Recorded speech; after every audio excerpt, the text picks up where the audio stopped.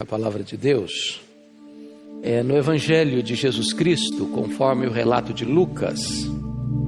Lucas capítulo 15.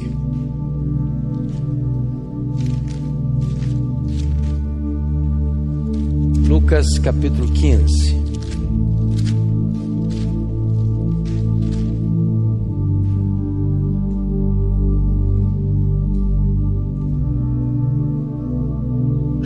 Para entendermos o contexto, nós vamos ler os versos 1 e 2 e depois leremos a partir do verso 11. Aproximavam-se de Jesus todos os publicanos e pecadores. Repete comigo: todos os publicanos e pecadores, para o ouvir.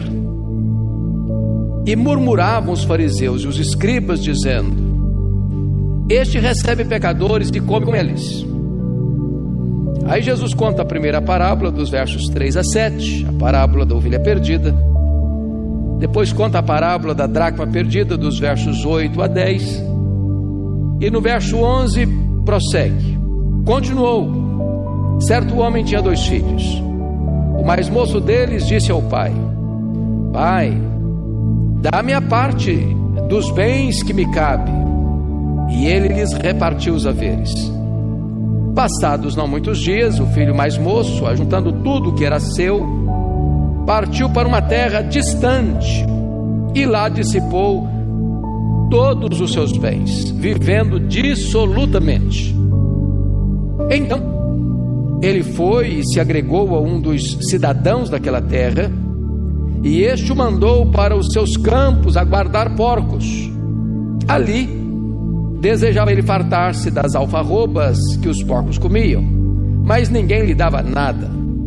Então, caindo em si, disse: quantos trabalhadores de meu pai têm pão com fartura, e eu aqui morro de fome? Levantar-me-ei e irei ter com meu pai, e lhe direi: pai, pequei contra o céu e diante de ti. Já não sou digno de ser chamado teu filho. Trata-me como um dos teus trabalhadores. E levantando-se, foi para seu pai. Vinha ele ainda longe quando seu pai o avistou, e compadecido dele, correndo, o abraçou e beijou. E o filho lhe disse: pai, pequei contra o céu e diante de ti, já não sou digno de ser chamado teu filho. O pai, porém, disse aos seus servos: trazei depressa a melhor roupa, vestiu, ponde-lhe um anel no dedo e sandálias nos pés. Trazei também e matai o novilho cevado, comamos e regozijemo-nos, porque este meu filho estava morto e reviveu, estava perdido e foi achado. E começaram a regozijar-se. Amém? Eu quero conversar um pouco com vocês hoje sobre o filho pródigo. Esta talvez seja a parábola mais conhecida, mais decantada, mais bela e mais eloquente proferida pelo Senhor Jesus. Esta é uma das pedras mais preciosas na coroa do nosso Redentor, no que tange ao seu ministério de ensino. Esta parábola é um luzeiro a brilhar na constelação das outras parábolas que Jesus contou. E por que Jesus conta essa parábola? O contexto está nos versos 1 e 2. Porque está escrito que aproximavam-se de Jesus todos os publicanos. E é digno de nota o destaque: todos, não alguns, não a maioria, mas todos os publicanos. E também pecadores, para o ouvir. E quando essas pessoas que eram tidas pelos religiosos mais restritos, rigorosos, tradicionais, legalistas, chamados fariseus e escribas, e eles olham essa cena, os publicanos, cobradores de impostos vindo, os pecadores vindo e querendo ouvir Jesus, e Jesus os recebendo, ensinando a eles, eles ficam chocados, escandalizados, perplexos, e afirmam num tom de censura: este recebe pecadores e come com eles. Em outras palavras, esses escribas e fariseus se julgavam melhores do que essas outras pessoas e achavam que Deus só podia amar gente parecida com eles.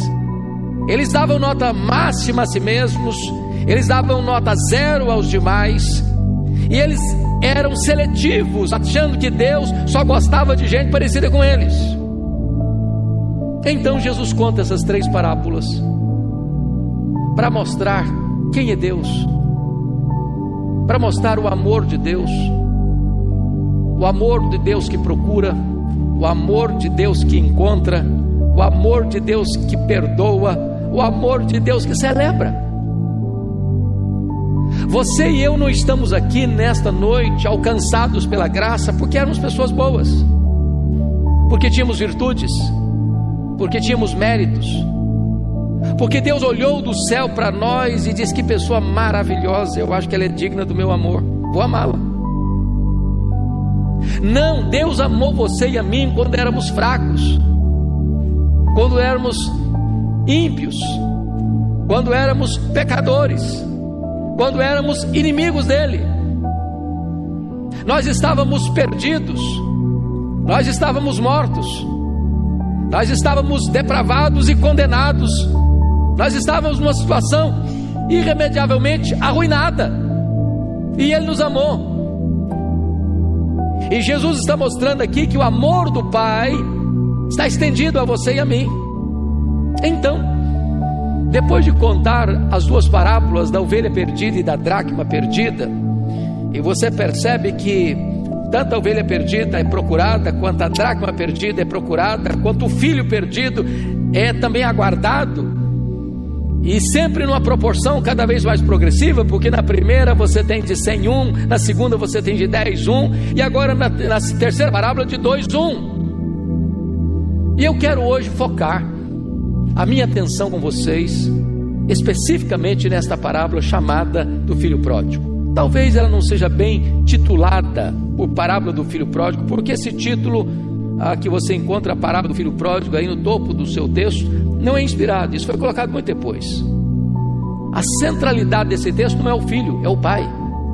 A palavra mais repetida aqui não é o filho, é o pai. Quando se recupera esse filho, quem está alegre não é o filho recuperado, é o pai, por recuperar o filho. Então o centro da nossa salvação não somos nós, é Deus. Tudo provém dele. Ele estava em Cristo reconciliando consigo o mundo.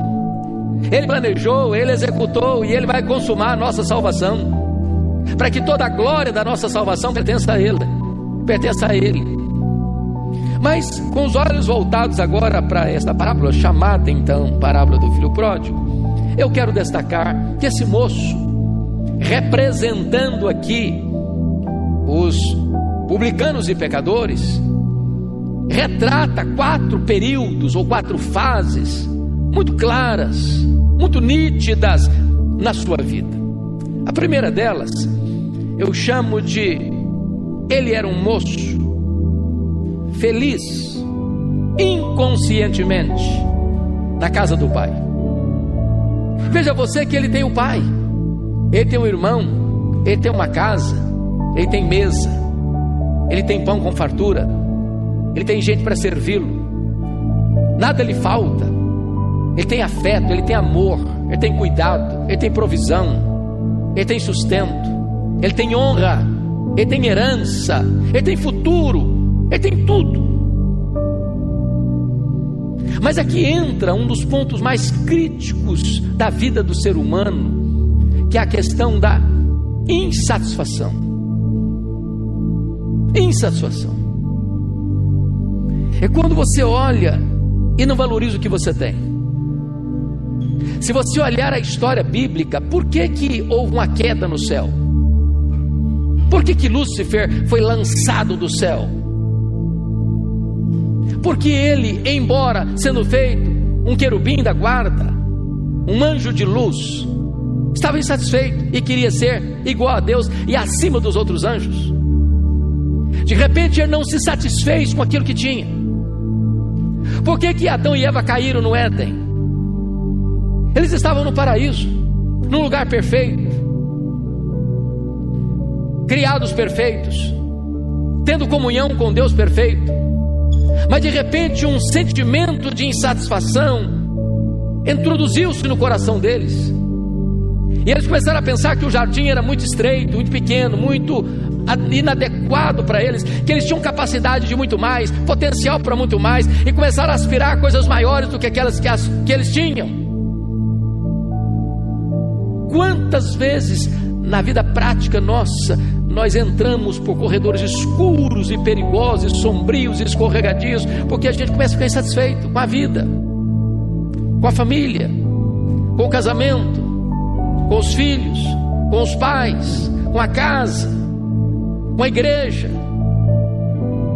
com o local onde vivemos. E quando esse sentimento é introduzido no coração, a vida perde o sabor. A mesa farta não faz sentido mais. Ter roupa limpa não satisfaz mais. Ter uma cama macia para dormir não satisfaz mais. Ter a companhia de pai, de mãe, de irmãos não satisfaz mais. De repente tudo aquilo que Deus pôs na sua mão parece que não faz mais sentido.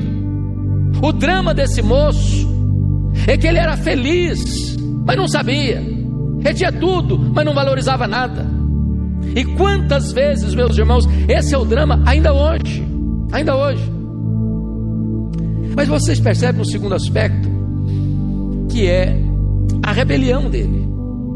Porque notem comigo o que acontece aqui. Versículo 12: o mais moço deles disse ao pai: Pai, dá-me a parte dos bens que me cabe. E ele lhe repartiu os haveres. Bom, quando você vai estudar a cultura judaica e ver o que está por trás desse pedido, não era legítimo fazer esse pedido, não era tempestivo em fazer esse pedido, não era a hora certa de fazer esse pedido, porque herança era dada aos filhos com a morte dos pais, era natural, ele usufruiu o que o pai deixou. Mas pedir antecipadamente herança, ele está dizendo: olha pai, eu sei que eu só tenho direito depois que o senhor morrer, mas como para mim o senhor já não importa mais, a minha vontade, o meu desejo, o meu prazer, a minha aspiração é maior do que a tua própria vida, então para mim o senhor já está morto no meu coração e eu quero o que é meu, o que me cabe. A insatisfação é o primeiro estágio da rebelião. Aqueles que não estão satisfeitos com a vida, às vezes dão cabo da vida. Aqueles que não estão satisfeitos com o lar, abandonam o lar. Aqueles que estão insatisfeitos com o casamento, deixam o casamento. Aqueles que estão insatisfeitos com a igreja, abandonam a igreja. Esse é o drama desse menino. Ele tinha tudo, mas não valorizava. Ele era feliz inconscientemente. Ele era feliz e não sabia, na casa do pai, tendo pão com fartura. Mas aí vem um segundo estágio da vida dele. Eu peço que você olhe comigo, por favor. Versículo 13: passados não muitos dias, o filho mais moço, ajuntando tudo que era seu, que não deixou nada para trás, partiu para uma terra distante, e lá dissipou todos os seus bens, vivendo dissolutamente. Agora a segunda fase da vida dele é que ele é infeliz inconscientemente. Ele era feliz inconscientemente na casa do pai, tinha tudo, mas não valorizava. Agora ele vai para um país distante. Curiosamente, Jesus não diz que país é esse, mas distante, sem comunicação, sem raízes, sem vínculos, sem ninguém para lhe vigiar, sem ninguém para quem ele prestar contas. Um país onde ele é independente, onde ele faz as suas escolhas, onde ninguém vai dizer para ele: não faça isso, não faça aquilo, onde ele tem tudo na mão e ele pode usar como quer, do jeito que quer. E a Bíblia diz que ele então vai para esse país, para essa terra distante, e lá dissipou não parte dos bens. Ele não era um bom administrador, ele não era um bom mordomo. Dissipou todos os seus bens. Mas de que maneira? Porque apostou no negócio errado? Porque comprou algo e não deu certo? Não. Ele gastou todos os seus bens vivendo dissolutamente. E aí imagine você as festas, aí imagine você a diversão, aí imagine você as curtições da vida, os amigos, os gracejos, as taças, os banquetes, as aventuras. Ele acha que está curtindo a vida, ele acha que é isso que é vida. E sabem, amados irmãos, o retrato que Jesus traz é a história de tanta gente criada na igreja, que um dia pensou: a vida está pulsando do lado de fora, esse negócio de ir para a igreja é chato, ir para a igreja domingo, escola dominical, reunião de oração, escutar sermão, cantar no louvor, tem coisa maior, tem coisa melhor. Eu acho que as pessoas lá fora estão curtindo a vida. E de repente a pessoa começa a sentir uma insatisfação, ela quer curtir o que está do outro lado.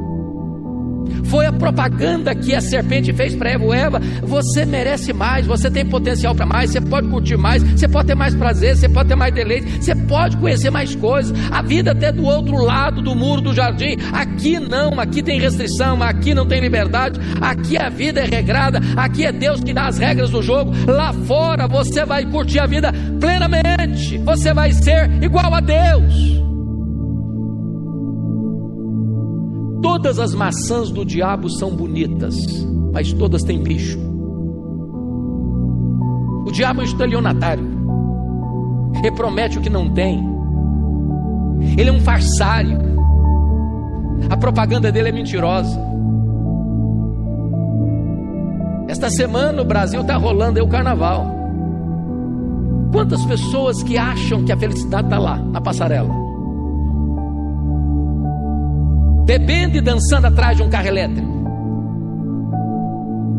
Quantas pessoas que acham que o prazer está na cama do adultério, nas aventuras, nas drogas, na bebida, na jogatina, neste mundo cheio de brilho, cheio de propostas, cheio de banquetes aparentemente apetitosos, com iguarias finas, mas que destroem a alma, que roubam a paz, que chicoteiam a consciência, que mordem na alma, deixando feridas muitas vezes incuráveis. E esse moço está curtindo a vida. Ele tem dinheiro, ele tem amigos, ele tem diversões, ele está vivendo uma vida absoluta, atendendo todos os desejos do seu coração. Ele não negou nada a si mesmo que ele desejou. Enquanto ele tinha dinheiro, tinha amigos, e a festa está rolando, e a vida está acontecendo, e ele acha que ele é feliz.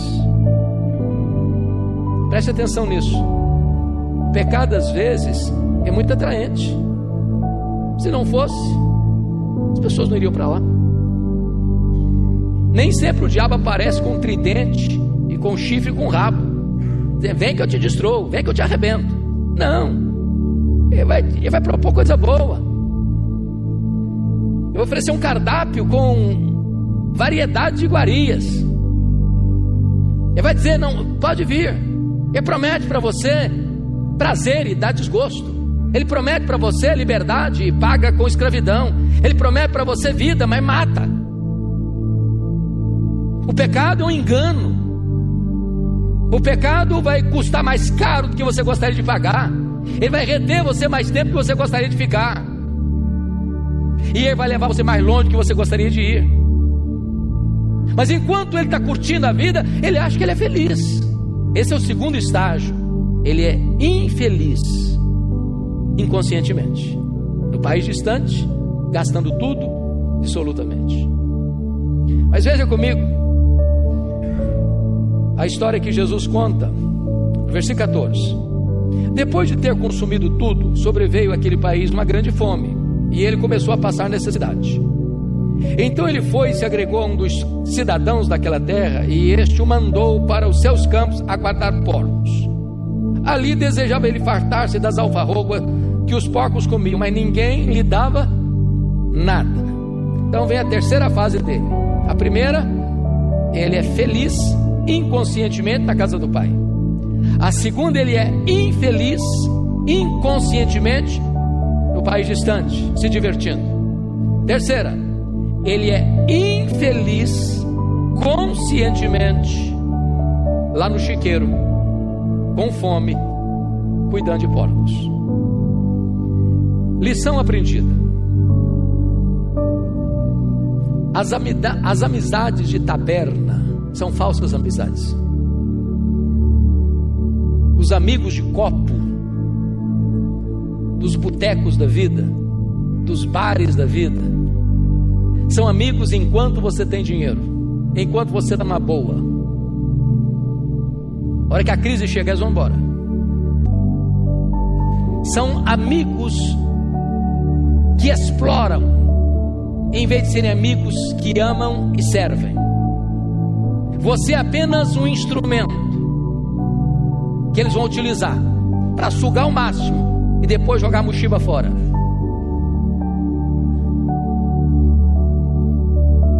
Imagine a cena que Jesus pinta deste quadro. Para um judeu, o porco é um animal imundo. Um judeu não come carne de porco, por entender que é um animal imundo. O quadro que Jesus pinta é o mais dramático, porque ele não encontra sequer um emprego digno.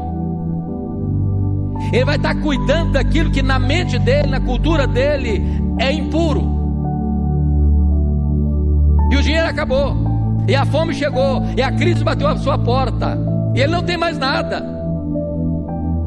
E ele não consegue encontrar nenhuma família decente para lhe dar um trabalho decente. E então ele vai guardar porcos. E enquanto ele faz a comida dos porcos, as alfarrobas, a fome dele é tal que ele gostaria de comer até aquela lavagem, mas nem isso ele tem. Agora sim ele é infeliz.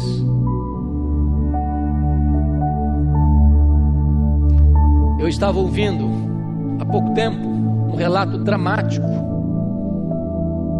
de um pastor que foi me buscar para pregar na sua igreja, pastor muito querido, e ele era um homem comerciante. Ele estava muito bem no seu trabalho, ganhando muito dinheiro, fazendo viagens e fazendo bons negócios, crescendo, aumentando o seu patrimônio, tendo uma família linda, a esposa, os filhos pequenos. E um dia, ele me contando, pararam um hotel para dormir, várias pessoas da sua empresa, e ele inadvertidamente entra no banheiro, e os seus colegas de trabalho estavam cheirando cocaína. E eles disseram: olha, é uma curtição legal, quer experimentar? À sua disposição. Sem reflexão, não, qualquer. Ele experimentou, cheirou a primeira vez, já ficou cativo. Cheirou a segunda vez, a terceira vez, começou a mentir para a esposa, a vida começou a ficar bagunçada, começou a perder dinheiro, a vida já não estava mais legal, a cabeça já estava ruim. Chegou um momento em que havia brigas dentro de casa, ele mentindo para a esposa, ele dizendo que estava num lugar, estava no outro, estava fazendo uma coisa, estava fazendo outra. Chegou um momento em que a vida dele virou um inferno, e cada vez mais prisioneiro das drogas. Quando ele percebeu que não tinha mais saída para ele, ele me disse, peguei minha mala cheia de roupa e disse para minha família: vou fazer uma viagem. E a viagem que ele fez foi para as ruas de São Paulo. Morou 7 anos nas ruas de São Paulo, debaixo dos viadutos, injetando drogas, vivendo uma vida de mendicância, sujo, passando até 15 dias sem tomar um banho. No submundo das drogas. O que ofereceram para ele foi uma curtição, foi um prazer, foi uma aventura.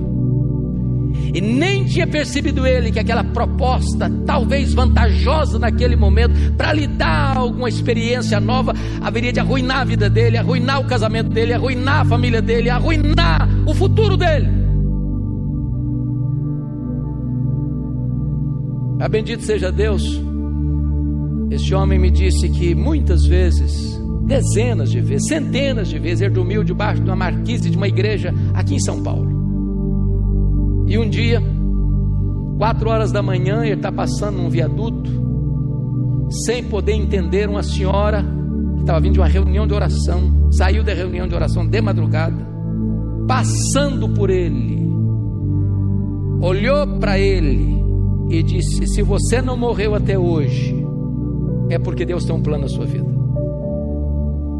Aí ele lembrou da sua família, a ficha caiu, e naquela madrugada, a sua filha, que nunca desistiu dele, porque eles não tinham notícia dele, tinham procurado delegacias e IMLs da vida e não encontravam, passando e abriu o vidro do carro numa praça, olhou e olhou de novo e olhou outra vez, mesmo sujo, maltrapilho, barbudo, com a cabeça toda encebada por mais de 15 dias sem banho. Ela olhou e viu e reconheceu, desceu do carro, correu, abraçou e disse: papai, papai, papai.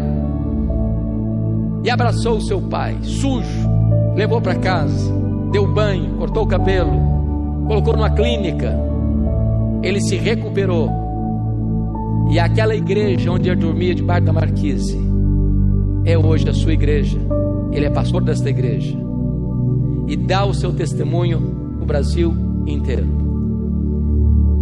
Há muitas pessoas, irmãos, que acharam que a vida estava lá fora, como esse pródigo. Quantos filhos de igreja saíram da igreja? Quantos que foram criados no evangelho que abandonaram, foram atraídos, foram seduzidos, foram apanhados como que numa rede, se envolveram com o que não podiam se envolver, e hoje estão nesse estágio, nesse terceiro estágio, infeliz, conscientemente. Mas Jesus cuidadosamente nos leva para a quarta fase. Eu gostaria que vocês olhassem comigo, verso 17. Está escrito o seguinte: então, caindo em si, disse: quantos trabalhadores de meu pai têm pão com fartura, e eu aqui morro de fome? Preste atenção nisso aqui. Quando esse menino, outrora insatisfeito e rebelde, cai em si e lembra da casa do pai, qual a lembrança que ele tem da casa do pai? Uma casa que tem fartura, uma casa que tem mesa posta, uma casa que tem provisão. Eu já escutei como pastor, talvez o pastor Ival já tenha escutado isso, jovens machucados, feridos pela vida, dizendo o seguinte: pastor, eu prefiro comer o pão que o diabo amassou que voltar para a casa dos meus pais. A lembrança que eu tenho é de violência, é de maltrato, é de agressão, é de injustiça. Me permita fazer essa pergunta: se os seus filhos pudessem dizer uma palavra sobre a sua casa, você pai, você mãe, do que eles lembrariam? Que marca nós temos deixado na nossa casa? Quando ele cai em si e se lembra da casa do pai, ele diz: quantos trabalhadores da casa do meu pai têm pão com fartura? Ele não está nem pensando os empregados da casa, os funcionários da casa, os secretários da casa tinham pão com fartura. Havia generosidade naquela casa, havia humanidade naquela casa. E diz o texto que depois que ele reconhece isso, enquanto reconhece que a realidade dele era morrer de fome, ele tomou a decisão: levantar-me-ei, irei ter com meu pai, e lhe direi: pai, pequei contra o céu e diante de ti, já não sou digno de ser chamado teu filho, trata-me como dos teus trabalhadores. Eu não sei se nesta noite eu estou falando para algum pródigo, alguém que se afastou dos caminhos de Deus, alguém que se afastou da família, e alguém que mergulhou a sua alma num pântano de dor e de desespero. Eu quero dizer para você nesta noite que está na hora de voltar. Está na hora hora de voltar. Eu quero dizer para você que está nos assistindo agora, não importa onde você esteja, no Brasil ou no mundo, está na hora de voltar para a casa do Pai. Chega de sofrer. Quando o Pai é o Pai de amor, de graça, e que está com os braços estendidos para receber e perdoar você. O ponto importante a destacar aqui é decisão. Você não é o que você pensa, você não é o que você sente, você não é o que você fala, você é o que você decide. De nada adianta você vir a um culto e você celebrar aqui e ouvir a palavra de Deus e voltar para casa e não tomar nenhuma decisão. Esse moço tomou essa decisão: levantar-me-ei, levantar-me-ei. Não para fugir do meu pai, não para fugir mais de casa, não para me afastar ainda mais, não porque não, eu errei, não tem mais chance para mim, não, eu errei, agora não há mais oportunidade para mim. Não, ele toma uma decisão para voltar para a casa do Pai, para voltar para os braços do Pai. O diabo às vezes é astuto. Ele tem duas artimanhas. A primeira é: peca, peca, vai ser bom, peca, peca, é aqui, está gostoso, é agora, aproveita a oportunidade, é isso, vai lhe dar prazer, vai lhe dar muita coisa boa. Depois que você peca, ele diz: agora não tem mais jeito não, agora você está preso, agora você está perdido, agora você está acorrentado, agora você não sai mais dessa. Sai sim, sai sim. O Deus a quem servimos é o Deus que perdoa, é o Deus de toda graça, é o Deus da segunda oportunidade, é o Deus que hoje está aqui para restaurar a sua vida, para recuperar a sua vida, para salvar você, para perdoar você, para lhe dar uma nova oportunidade, para começar uma nova vida para a glória do seu nome. Mas notem comigo que quando ele toma essa decisão, ele ensaia um pedido de perdão, ele ensaia um discurso, porque a pergunta dele: será que meu pai vai me receber? E vejam vocês comigo, no versículo 18, ele diz: e lhe direi: Pai, pequei contra o céu e diante de ti, já não sou digno de ser chamado teu filho, trata-me como um dos teus trabalhadores. Está certo. O primeiro ponto do verdadeiro arrependimento, irmãos, é o reconhecimento de que nós não somos dignos, nós não somos merecedores. Qual foi o problema retratado na figura do filho mais velho? Que é a figura do escriba e do fariseu. Aquele filho bonitinho, nunca saiu de casa, sempre trabalhou, nunca fez uma festa com os amigos, na opinião dele nunca transgrediu um mandamento do pai. Esse não tem prazer no pai, esse não se sente um escravo dentro de casa, esse é tomado por um senso de justiça própria, esse não ama como o pai ama, esse não ama a quem o pai ama, esse não tem na vida dele o discurso do perdão, da nova oportunidade, da nova chance. Errou, acabou. A parábola termina com o filho pródigo de volta para casa e o filho mais velho, que parecia ser o filho exemplar, fora da festa do pai. É o coração quebrantado que Deus não rejeita, não o coração altivo, soberbo, autossuficiente, com justiça própria. Agora notem comigo, por favor, no versículo de número 20, que decisão não basta dizer eu vou decidir, porque tem gente que eu vou decidir. Tem uma ave noturna que nós chamamos de bacurau. O bacurau só sabe cantar uma coisa na vida: amanhã eu vou, amanhã eu vou, amanhã eu vou. E não veio até hoje. Ele só sabe cantar amanhã eu vou. Tem muitas vezes: um dia eu vou fazer, um dia minha vida vai mudar, um dia eu vou voltar para a igreja, um dia eu vou ser dizimista, um dia eu vou ser crente de verdade, um dia eu vou honrar meu pai e minha mãe, um dia eu vou ser fiel ao meu marido, um dia eu vou andar com Deus, um dia eu vou ler a Bíblia, um dia, amanhã, quem sabe amanhã. Não, toma a decisão e faça aquilo que você tem que fazer. Levantar-me e irei ter com meu pai. Mas o texto diz: e levantando-se foi para o seu pai. Então nesta noite, Deus não quer apenas que você tome uma decisão, Deus quer que você ponha essa decisão em prática, imediatamente. Imediatamente. Levantando-se, foi para seu pai. O que é maravilhoso é que no verso 20, eu quero que você leia comigo o verso 20, uma só voz, vamos lá juntos? Vamos lá? E levantando-se, foi para seu pai.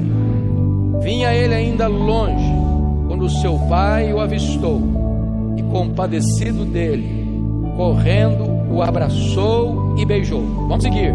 E o filho lhe disse: Pai, pequei contra o céu e diante de ti, já não sou digno de ser chamado teu filho. Prossiga. O pai, porém, disse aos seus servos: Trazei depressa a melhor roupa, vestiu, ponde-lhe um anel no dedo e sandália nos pés. Trazei também, matai o novilho cevado, comamos e regozijemo-nos, porque este meu filho estava morto e reviveu, estava perdido e foi achado. E começaram a regozijar-se. Aqui vem a quarta fase da vida desse moço. Agora ele é feliz, conscientemente, na casa do pai. Então vamos repetir as 4 fases da vida dele. A primeira, ele era o quê? Infeliz, inconscientemente, na casa do pai. A segunda, ele era infeliz, inconscientemente, no país distante. A terceira, ele era infeliz, conscientemente, no chiqueiro. Quarto, ele era feliz, conscientemente, de volta à casa do pai.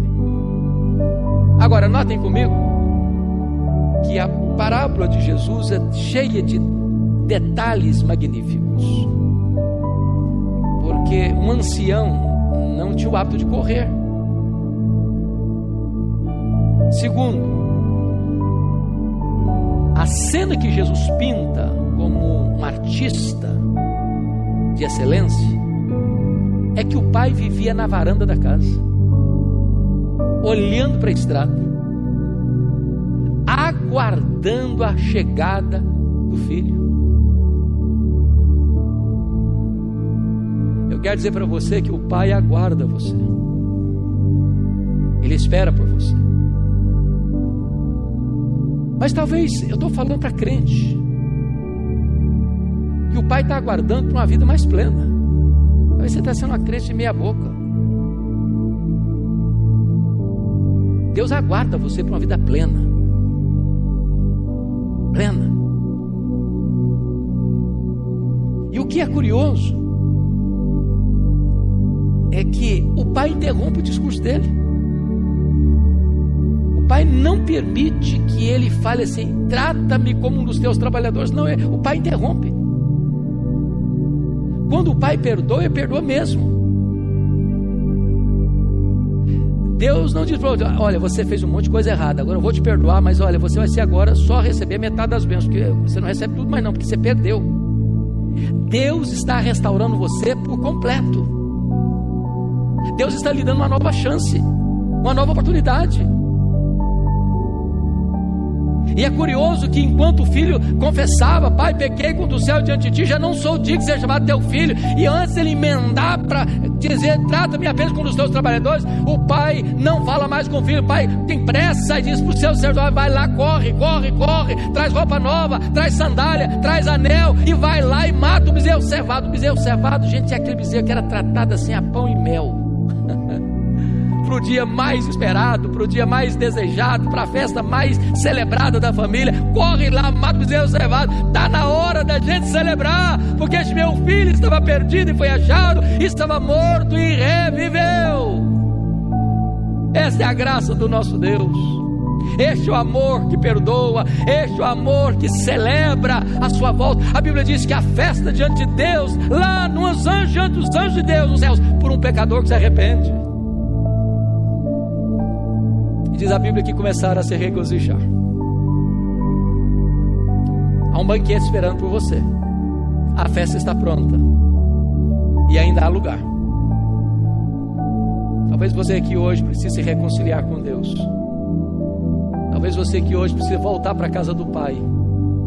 Talvez você hoje que precisa de recomeçar uma nova jornada da sua vida com Jesus. O Senhor está aqui. Os portais da graça estão abertos. E o Senhor convida você para esse banquete. Curva sua fronte, por favor. Vamos orar ao Senhor.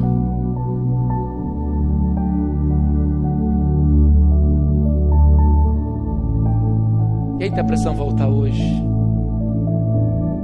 para a comunhão com o Pai? As vestes falam da justiça de Cristo. As sandálias dizem que você não é escravo, você é filho. O anel, você tem honra, você é herdeiro. O banquete é que o Pai está tão feliz de ter o filho de volta.